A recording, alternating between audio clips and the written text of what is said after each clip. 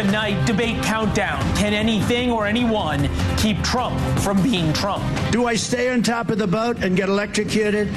Or do I jump over by the shark and not get electrocuted? Axis of evil. The Putin-Kim alliance sends shockwaves around the world. What nuclear secrets is Russia now giving to North Korea? And the Chinese mafia takes over America's heartland.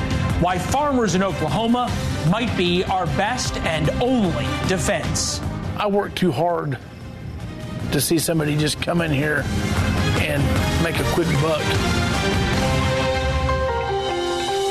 Welcome to the fairest show on television this Thursday night. First this evening, Supreme attacks, and that's what's coming. Sometime before July 4th, so either this week, meaning tomorrow, or next week, the Supreme Court will release the much-awaited Trump immunity decision. That says whether Trump can be tried for what happened on January 6th. There's a few other blockbuster rulings, but the Trump immunity decision is the big one. And it seems very possible, maybe even likely, that the justice's decision will delay Trump's January 6th trial until after the election. And that is a real problem for certain members of the media in America. From the New York Times opinion section, something's rotten about the justices taking so long. Politico wrote 7 ways the Supreme Court could rock America. I don't think they're meaning rock in a good way. MSNBC, CNN, and their guests seem to agree. The court drags its feet. Members of that court, all of them knowing full well, every day they delay makes it less and less possible that Trump will stand trial for the insurrection before this next election. And I'm very suspicious of this. There's just absolutely no reason for it. There really is not a clear explanation of what's going on. And there's a step beyond this, not just questioning what the judges are doing, the justices, but attacking them, attacking the legitimacy of the Supreme Court. It's a growing trend among liberal commentators. They have already declared the Trump-appointed justices borderline traitors who are somehow ruining America. The legitimacy of the Supreme Court, by the way, is at stake. And I know that Justice Roberts, the Chief Justice, is often reported to be someone who cares very much about the legitimacy of his institution. He appears to have, really dealt a blow to the credibility of the institution. This is BS. You are doing this as a dilatory tactic to help your political friend. It's just flagrant bullpucky. And they know it, and they don't care that we know it, and that's disturbing about the future legitimacy of the court.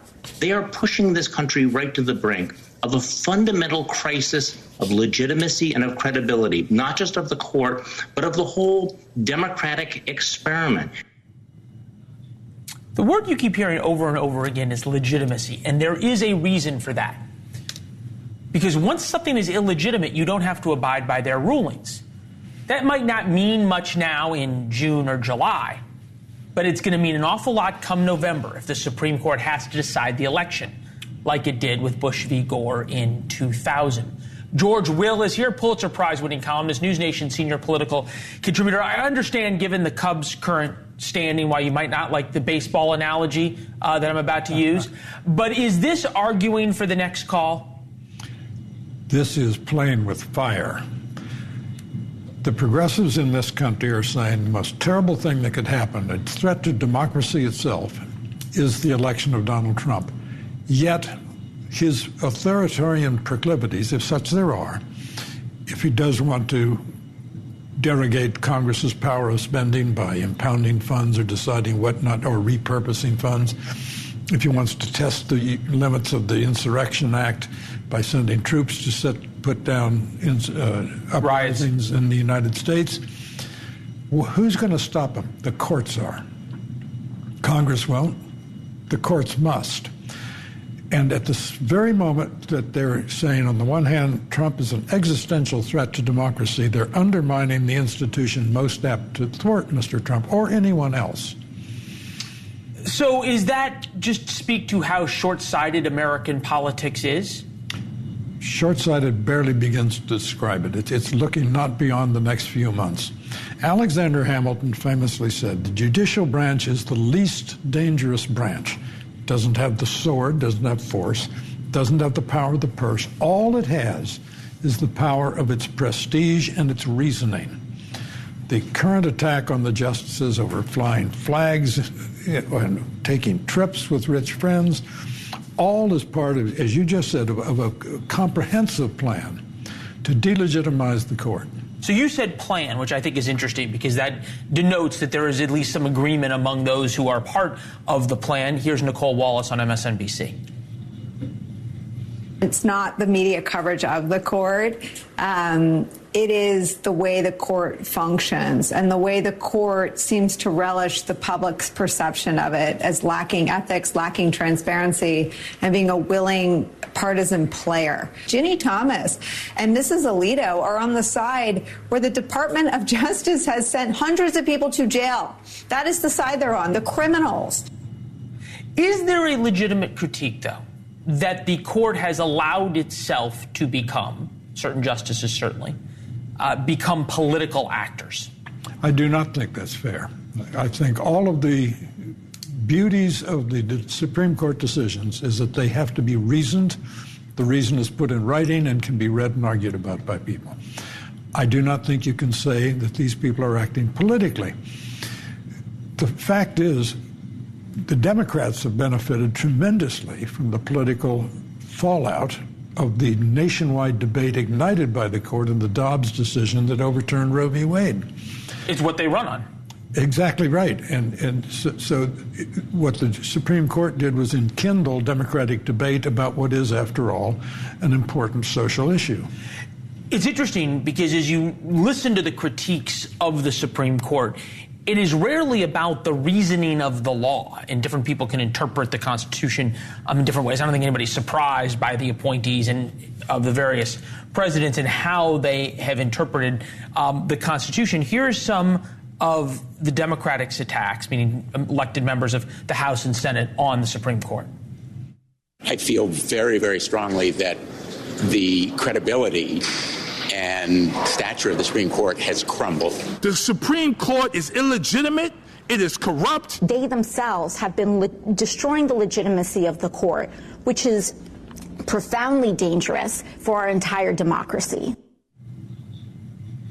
So maybe you and Alexandria Ocasio-Cortez that could agree that this is dangerous for the legitimacy of our democracy. Does it go as far as I said at the beginning of this, that if you run into a Bush v. Gore situation and the choice is turning the keys of the White House over to what Democrats have turned into or sort of dubbed Hitler, then suddenly if an illegitimate court says Hitler won the election, there's a question of whether you have to turn over the keys? I do not think the country is following this Washington-based rhetoric about the illegitimacy of the court. Leland, in the 1950s, if you drove through the South in this country, you'd see big billboards, impeach Earl Warren. That was a backlash against the unpopular decision in large parts of the country, and not just in the South, of Brown v. Board of Education saying segregated schools are unconstitutional. The Supreme Court did not act politically then. It acted to put its prestige on the line to do something that the popular elected branches couldn't do because they said the Equal Protection Clause of the Constitution requires this, not our political views. The document is written in the 14th Amendment after the Civil War. The Supreme Court has lived since 1954 off the prestige it acquired by doing something the public really didn't want, but really knew it had to be done. And now we're at the point to see whether they cash the prestige in or may need to. Drain the Supreme Court of prestige, and you will be sorry. Both sides will have some occasion in the future to be very sorry of what they're doing. Prophetic, I believe, sadly so. Good to see you, Mr. Will, as always, sir. Vladimir Putin, Kim Jong-un are new best friends. Well, what each of them needs that the other wants. And Chinese mafia goons are buying up farmland in Oklahoma. Why? It is almost impossible to stop them.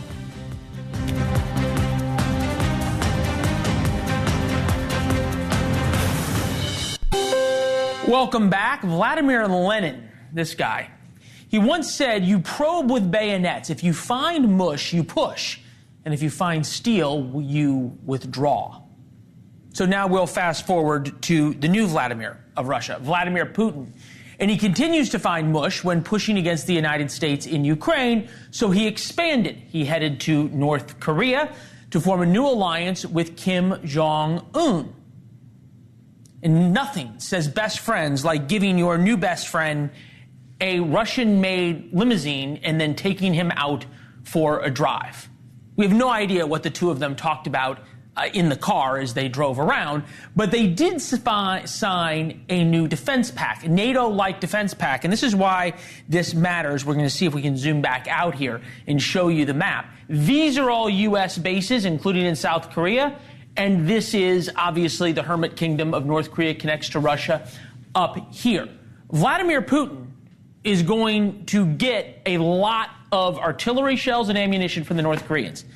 Who knows what he's going to give them, but the North Koreans want nuclear secrets and they want submarine technology, both of which is awful and dangerous for the United States. That's what's happening in the northern part of Asia, all the U.S. bases there. Now we go down to the southern part of Asia, North Korea here. So you've got right now China, you've got Putin and Kim Jong-un having fun up here. And now down here you have China challenging and threatening America in the South China Sea. This is an attack, and it's wild what happened when we show you this video.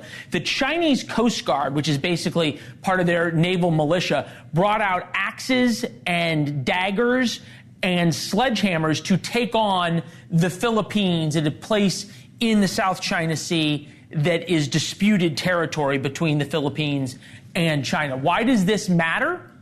Well, this atoll is something that the Philippines claim for themselves. China would like it. It seems insignificant, but it's a test to America's commitment to defend the Philippines. Because if this goes from knives to sinking ships, well, the United States becomes obligated to come to the Philippines' aid. And that's how wars start very quickly. Jamie Metzl joins us. Super Convergence is the book. Former National Security Council and State Department official. Jamie, it's good to see you. You put all of this together in the world, not to mention the Middle East and Ukraine. Is America losing control? Well, what we're seeing is in many ways the end of the post-war international order. It's starting to crumble, and we're seeing these places where at the edges of what we call the international community, at the edges of this area that's been defended by the United States for many, many decades, you see probing by Iran, by China, by Russia, maybe at some point by North Korea, and it should be really concerning for everybody. I'm going to take that as a yes. America is losing control because for post-Cold War and certainly after Desert Storm in the 1990s, America seemed to have so much control. The Biden policy has always been, it seems to be constant focus on de-escalation. And you mentioned probing. You put those together, and to go back to Vladimir Lenin, the world's bad boys, Kim Jong-un, Vladimir Putin, Xi Jinping in China, Iran, and Hezbollah and Hamas, they seem to be continuing to find mush from the White House. Is that fair? I think it's been for a long time, maybe decades, that the United States has tried to declare red lines, and those red lines haven't really been red lines. And that's been across presidents, across parties. And the United States is exhausted. And so this is a moment where the United States needs to stand up to Russia, to China, to Iran, and then all of Iran's proxies. And we don't have the energy to do it in many ways. So we need to be tougher than we are, and we need to get our allies, and whether our allies are Japan and Korea and the Philippines, or whether it's our European allies, everybody needs to step up, because this world that we've all benefited from for the last 70 plus years is in many ways crumbling. And if we want to fight back, if we want to defend it, we're going to need to be more aggressive. And that means more aggressive in Ukraine, more aggressive in the South China Sea. We need to stand up to North Korea, what we're seeing in the Middle East with Hezbollah and Hamas. Hezbollah and Hamas are tentacles. Iran is the octopus. And we need to be absolutely clear about what we're facing. And we don't want to start any wars, but we can't be so afraid of conflict that we cede the territory to our adversaries. I take what you say advisingly in terms of whether or not red lines are enforced. In fact, I wrote down one of the questions to ask you was, what are the red lines, if you will? But to take issue, Donald Trump did lay down some red lines. He went after Qasem Soleimani. He told and threatened Kim Jong-un that if there's more rocket tests, my button's bigger than yours. And Kim stopped the rockets. Now, you can argue about, how he did it and everything else, but I would hesitate to say that the world was a safer place, was it not, 4 or 5 years ago, if we took a tour? I don't think so, actually. As I said before, the United States doesn't have the appetite for doing all of this alone, and so we have to be standing up to our adversaries with our allies in tow. And certainly, across administrations, as I said, we've not been strong enough. But the Trump administration decimated our alliances and the faith of our allies in us. And so I think that made us a lot weaker. When Iran attacked the Saudi oil fields, the Saudis are still reeling from the fact that the United States, under the Trump administration, didn't respond in an aggressive way. And with North Korea, President Trump meeting with Kim Jong-un without any precondition actually strengthened Kim Jong-un very significantly. And so certainly we can be critical of what's happening now, what's happening during the Trump administration, the Obama administration. The big headline is this is an increasingly dangerous world. In China, Russia, Iran, North Korea, they are probing to see what they can get away with. And the more they can get away with, the more they're going to try to get away with. And that's the connection between what's happening in Ukraine now and what happened in 2014, when they could just seize Crimea with really no cost and everybody could make nice with Putin. Why wouldn't he think, well, we can take another step and we'll get the same response? In the South China Sea, you mentioned what China is doing is essentially an armed attack on America's treaty ally, the Philippines. And just they have their equivalent of the little green men, if they say this is a Coast Guard. These are Chinese armed forces. It's not disputed territory. It's Philippine territory, according to any definition of international law. And so what the United States Navy should be doing is delivering supplies to the Sierra Madre ship, which is at the second Thomas Shoal, which is what the Chinese are trying to prevent. We should send military engineering teams, Americans and Filipino you make a great point. And we have the ability, right? We have the bases. We have the sea power. We're just not using it. We continue to push de-escalation, which, as you point out, in the face of probing, China will keep probing. And then the cost of standing up to them is only higher. Jamie, thank you very much. We appreciate it. It's good to see you. Nice to see you. My pleasure. Yeah. We've reported on hundreds, if not thousands, of military-age men from China coming across the border. Problem is, we didn't know where they were going or why. Our Brian Entin found out. And where these men are going and what they are doing is more terrifying than we could have imagined. That on the other side. Figured out where a lot of those Chinese military-age men coming across the southern border are going. And that was the scary question when we saw all these folks, right? Well, a number of them are heading to Oklahoma. Hidden in the vast prairies are Chinese mafia-owned marijuana operations. They make millions, if not tens of millions of dollars every month for the gangs, and that money is sent back home. More importantly, the farms are popping up faster than law enforcement can shut them down. We sent NewsNation senior correspondent Brian Entin out to investigate, and he joins us now from the prairies of Oklahoma. Hi, Brian.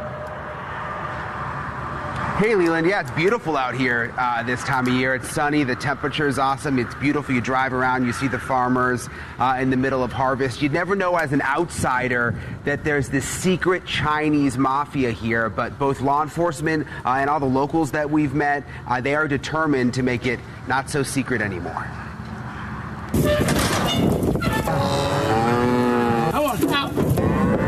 It is a busy time of year in rural Oklahoma for lifelong farmers like Larry Williams and his son Colby.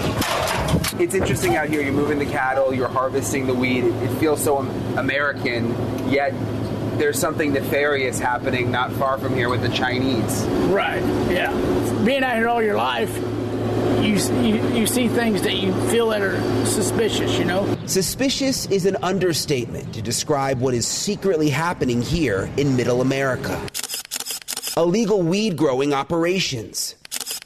Not run by Americans, but by the Chinese. Oklahoma law enforcement shutting down, on average, 15 of the illegal grow houses every single day. They say the illegal Chinese growers come across the southern U.S.-Mexico border and then travel to Oklahoma to work at the black market grow houses. Larry showed us they're right down the road from his land. All right, here's one of the Chinese places right here, and they just built this barn in the last 8 months, and the door's open, by the way. Can we stop and blow my horn, see if anybody comes out? Yeah. Okay. I do see a dog. There's a dog. That tells me somebody's here. No one came out, but the truck out front was not here yesterday. I've heard of stories that they're heavily armed with AK-47s. I mean, I don't want to pull in there and find out the hard way. State law enforcement says this drone video from another Oklahoma Chinese grow house shows people rushing to hide marijuana when police showed up, hiding the illegal pot in a shed. For locals, even from the road, it's easy to spot the Chinese operations. Fences that no one else has in the area. Air conditioning units outside the barns. Vans used to transport the Chinese migrants to the pot farms. And expensive high-voltage electricity hookups to run fans and grow lights. When I paid Tri-County Electric, it was cash. So if you figured cash, 10, 20, 30, 40, that's 40,000. There's one behind us, I think. So that'd be 50. And over by the house, there's 2 or 3 over there. I mean, who has that kind of cash? And why do you need that kind of power? Exactly. Even more shocking is how investigators say the illegal Chinese growers move their product using fake Amazon vans like this one that look almost spot on. Same make and model, same logo, even fake Amazon boxes, all full of weed. A large percentage of the black market marijuana consumed on the East Coast is derived from Oklahoma. So if you're going to go to that effort with a distribution network for black market marijuana, it is so easy to overlay that with fentanyl and other opiates that you traffic, and sex trafficking and human trafficking. It's frightening and remarkable. The illegal Chinese migrants working the farms sleep in garages in subhuman conditions. Larry has even seen them living with no heat when the temperatures drop well below zero. Are they slaves? I mean, that's what I wonder. Are they, you know what I'm saying? That's what I think. I think it's some type of slavery. What is going on here? These are grow houses, or? Yeah, I do know that they were growing marijuana because you used to be able to drive by here and smell it. I soon realized what smell of marijuana was. It smelled like a skunk. The Attorney General says all the money made by the Chinese owners is sent back to mainland China. And the Chinese are not dumb. I mean, they recognize that they can exploit and drive behavior of unsuspecting Oklahomans through this cash transaction. A new law that requires an affidavit before a county clerk can record a deed is slowing the problem, but greed also fuels it. The Chinese will overpay for land by a lot. A normal acre of ground out here ranges probably, farm ground, anywhere from $600 to up to the high part would be $1,000 an acre, I would say. And what have you heard Chinese pay? I heard they paid $3,800 an acre. $3,800. So that's like 3 times. And for the whole quarter section, for the whole 160 acres. To Larry, some of his neighbors are sellouts, not just selling out his community, but all of America. Even after the sun goes down, Larry's still working his land. It's in his blood. I gotta look myself in the mirror every day, and I don't understand why our laws have allowed them to come here and do what they do. And you may have noticed, Leland, that some of those pot farms almost look abandoned, and some of them are, because I'm told that these Chinese migrants will start at one, they may work there for a year, they'll build all that up, they'll spend all that money hooking up the electricity, and then they'll just sort of vanish and disappear and move on to a different spot. But law enforcement here in Oklahoma, they're on to them. We're told many of them are actually moving out of Oklahoma now and going to places like Maine and New Mexico. Leland? Yeah, especially scary when you say they disappear in terms of what they take with them and where they might be going. Brian, great work. Thank you. Thanks. Joining us now, Oklahoma Governor Kevin Stitt. Governor, thank you for being with us.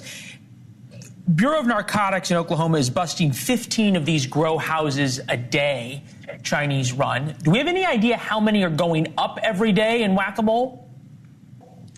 Well, we certainly are containing it right now. I think we've gotten rid of about 6,000 grows since 2021.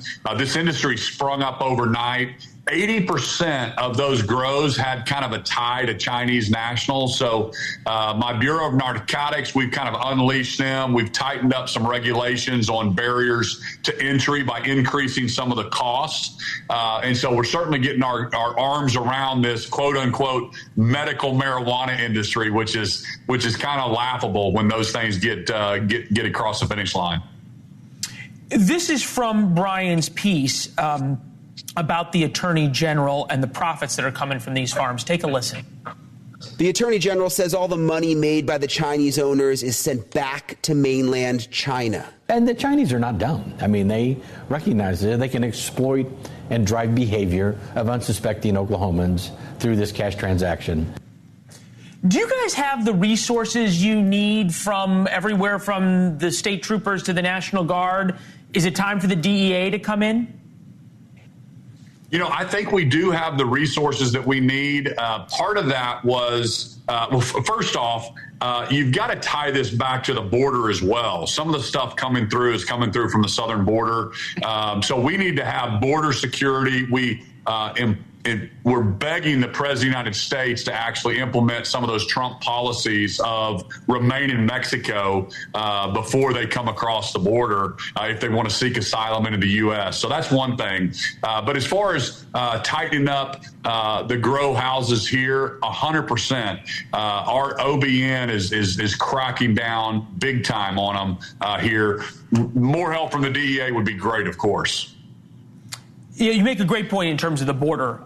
We were wondering where all these Chinese nationals are going. It turns out a lot of them are going to Oklahoma for this and other nefarious issues. Evidently, according to Brian's reporting, that the Chinese are now moving to New Mexico and Maine, I guess other rural states. Any advice for the governors there? Yeah, you know, we had to increase our barriers to entry. We put in place some water usage, electricity usage, so we could monitor what was happening with some of these grow houses. We also implemented a seed to sell where we're making sure we're tracking everything. But the big issue here is this medical marijuana issue is unbelievable. In Oklahoma, our citizens thought they were passing a medical marijuana to help someone. But what happens in actuality, anybody with a hangnail can end up getting a medical card. So it really turns into a recreational issue, and it's just gotten out of hand. And Oklahoma, it's a terrible, terrible industry. Look, I remember covering this issue 18 years ago, back in Denver, Colorado, that had medical marijuana in the very beginning. And you make the point. You have a hangnail, you get a medical marijuana card, there you go.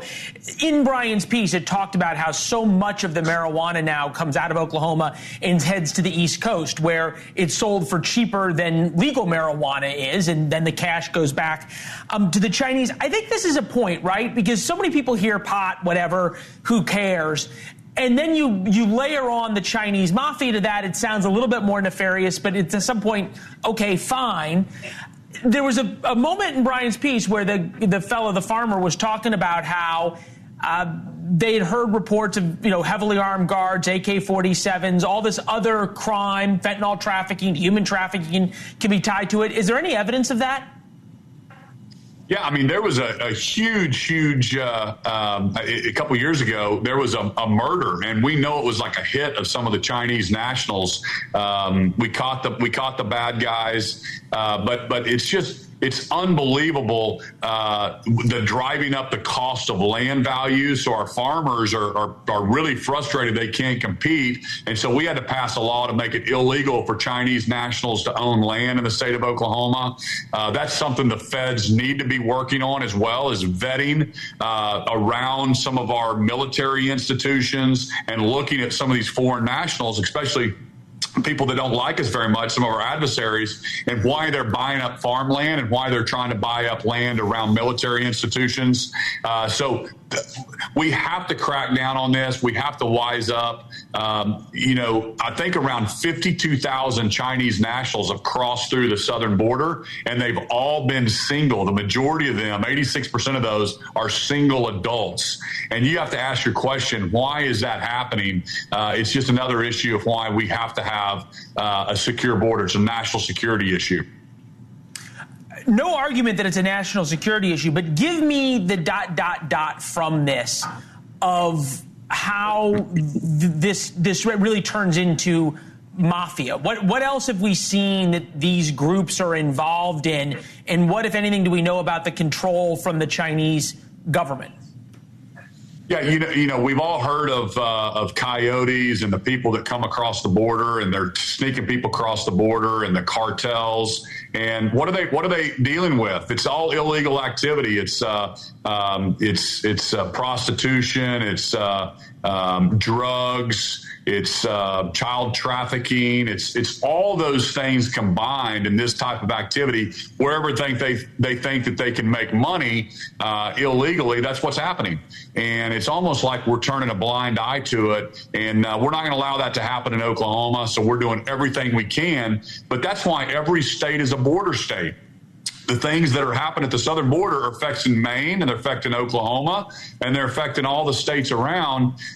We don't have the resources in our country. We're not even making sense when we allow people to come in and use our resources and take advantage of our healthcare system, et cetera, and then just try to put that burden on the taxpayers. It makes no sense whatsoever. And in a Trump administration, this will stop. All right. Well, you make a point. Every state has become a border state. This would be proof. Brian's reporting about it, them heading to Maine is amazing. Governor, we appreciate the time, sir. And look, there's a lot of work ahead on this, and the people of Oklahoma are lucky to have you at the helm. Good to see you, sir. Thank you so much. Thanks for having me on. Thanks for highlighting this important issue.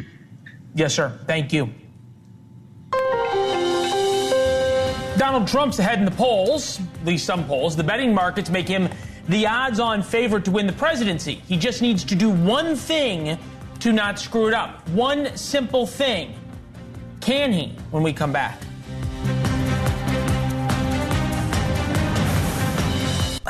The rematch of Donald Trump and Joe Biden, and Trump loyalist Newt Gingrich gave a little friendly advice. He will be aggressive, he'll be jacked up, and he'll go like crazy. And I just hope that Trump can stay very calm, very Reagan-like. Let Biden be a fool and just endure it and not counterattack. I will tell you, it's very simple. They're going to go in with one strategy to piss off Donald Trump. He doesn't have to take the bait, for sure. Charlie Kirk, founder and president of Turning Point USA, out with a new book, Right Wing Revolution, How to Beat the Woke and Save the West. Charlie, endure it and not counterattack. That's sort of like telling Trump not to be Trump, right? Well, it depends which debate. The first debate back in 2020, I think President Trump interrupted a fair amount, and that one did not necessarily rate as well. But President Trump did really well with the debates back with Hillary Clinton 2016. Look, the president is one of the best debaters that we've seen. I think he's going to do very well, and you have to let just Joe Biden talk. There's some rules that have already been established for the debate, such as cutting mics and things of that might help President Trump. Look, the president's a fighter. The second debate last time, I thought he did very, very well. And look, it's going to come down to hopefully a question of the record, not the performance. I think that if the debate is less about who actually performs better and more about who actually presented better ideas, I think President Trump is going to be a triumphant winner of this debate. Charlie, I've been covering a lot of presidential races and debates. It's rare that I'm the older one in the interviews, but I am in this case. I have never remembered a presidential debate that was about the substance and the issues than it was about the performance. I'm hoping, Leland. A fair point. Is that a policy? Hope's a policy now? Well, I mean, I'm sorry, what you're saying, does Trump have policy? I mean, I hope that it's about policy. I think that it's much better that way, but I think that's fair. And I think that especially in the TV era, you make a good point, that it's much more about who actually presents well and who looks good. And look, I don't necessarily think people think Joe Biden is necessarily the sharpest on his feet. I do think Newt Gingrich makes a great point. He's going to be hyper aggressive. He's going to try to get Trump off his game. I think the president needs to give calm, cool, and collected answers, and he certainly has a better agenda to run on. Very quickly, this is the first election since 1892 where we have two independent terms to compare. The Grover Cleveland, Benjamin Harrison election, and I believe President Trump objectively was the better president. I'm very biased. I'm a supporter of his. But I think if we can at least get that presented to the American people, then it will be well received for President Trump. But you make a good point. In the entertainment area, it's usually much more about style than substance. All right, so fair enough. And look, the polling bears out what you're saying. Most Americans agree they were better off under Donald Trump than they are under Joe Biden. That's just how Americans view this. But then you look at the polling on who's going to do better on the issues. On the economy, Trump wins by 9 points. On immigration, Trump wins by 12 points. Abortion, which to some voters is extremely important, but not many, Joe Biden wins. That's understandable. Then you look at the Real Clear Politics average of polls. Trump-Biden tied. Is there anything to explain the difference of leading so much on the issues and tied in the actual head-to-head poll, other than people don't like the mean tweets? Well, I think two or three things. First of all, one of those was a state poll you showed, a Pennsylvania poll. The other one was a national poll. So on the state polls, President Trump was still up 2 or 3 points on some of the averages. The national polls, it's quite tighter. And I anticipate if Donald Trump wins the popular vote nationally, I'll be shocked. In fact, I don't think he'll win the popular vote nationally. However, I think that Joe Biden has spent a lot of television time, a lot of advertising, over $50 to $75 million the last couple months. And let's look at this. If you were to tell me that Donald Trump would be a convicted felon, he would be on pseudo house arrest in a courtroom for 4 to 6 weeks, and that Joe Biden would spend $50 to $75 million almost unopposed, I would think Joe Biden would be winning in the polls. The fact that it's even tight and close, and we're starting to see Minnesota and Virginia tighten and close in, I think President Trump is in a great spot. It's not perfect by any means. We have a lot of work. It's his. Well, you're setting up, right? It's his to lose, right? That he's in a great spot. Hold on. Let me just ask the question. It's his to lose. So Maggie Haberman, Trump's favorite reporter to talk about how much he hates her, was on CNN talking about debate prep. Take a listen. He knows that this has to go well for him. He has said to people multiple times that he knows that he interrupted too much. I anticipate President Biden will reference his criminal conviction. Now, I'm quite confident, based on my reporting, that Donald Trump will then point to Hunter Biden's criminal conviction. You are a Trump confidant. There's no question about that. We know that there are people talking to him saying exactly what you're saying, what Newt Gingrich is saying, of, look, hold your fire. Let Biden goad you and don't take the bait. Is he listening? I think so, and I think he wants to win. Look, President Trump, he's a fighter, and he hates to lose. We'll end up seeing what the debate looks like. I think the president will be at his best if he can have a stoic performance and he allows Biden to just present his case to the American people, and then he responds, calm, cool, and collected. And so, again, it's impossible to know what's going on in somebody's head or what if they're listening or not. I can say this, very well received when I spoke to him. And again, he is somebody that knows how to perform on television. And it's important to remember the one debate last time, he had COVID in that first debate. And remember, he was tested positive for COVID a couple days after. So look, in the television entertainment era, Leland, we've never seen a summer debate before. There's no better entertainer. No, that's true. I can guarantee one thing. This will not be a boring debate. It will not be good. Fair enough. Pop the popcorn. We'll talk either before or after. It's good to see you, Charlie. Congrats on the book. Thank you. Nothing is more basic, really, than a parent's right as a parent. We will tell you who is behind the latest push to take that right away and why there is very little stopping them. The teachers' unions and their progressive friends have found a new threat, and this is a new threat in their mind, to protect kids from homeschooling, which is exploding in popularity. And the union should be threatened, because homeschooled kids do far better than kids taught by the teachers' unions. And for some odd reason, the editors of Scientific American felt the need to weigh in on the side of the teachers' unions. Children deserve uniform standards in homeschooling, with few states tracking who is being homeschooled and what they are learning. An untold number of U.S. children are at risk of a poor education or abuse. In other words, teachers' unions want control over what kids learn even more than their parents. And we shouldn't be surprised. Remember Democratic standard bearer, former governor of Virginia, Terry McAuliffe, when he said, we don't want parents shouldn't decide what their kids learn. That was at that famous debate with Glenn Youngkin. He lost the governor's race because of that soundbite. Scientific America is embracing the rest of the pseudo-scientific agenda of the progressives. And here is the story from no less than the editors of the publication itself. The people who believe that you can have transgender penguins want you to know, quote, children deserve uniform standards in homeschooling. Exactly. They want uniform standards that you can have transgender penguins. And herein lies the divide in America, traditional versus progressive values. This explains the realignment of American politics. Working class Americans can't afford progressive values. And it makes them angry when it's shoved down their throat. Here's Condoleezza Rice, the former Secretary of State, explaining why for some, namely the rich, well, they already have school choice. If you're really wealthy, you will send your kids to private schools. So who's stuck in failing neighborhood schools? Poor kids. A lot of them minority kids. So how can you say you're for civil rights? How can you say you're for the poor when you're condemning those children to not being able to read? By the time they're in third grade, they're never going to read. Working class parents, of course, don't have the luxury of school choice, either to move or to send their kids to private school. The teachers' unions make sure of it. Hence, why working class folks are becoming more traditionalist. It's now conservatives that are offering working class Americans a choice.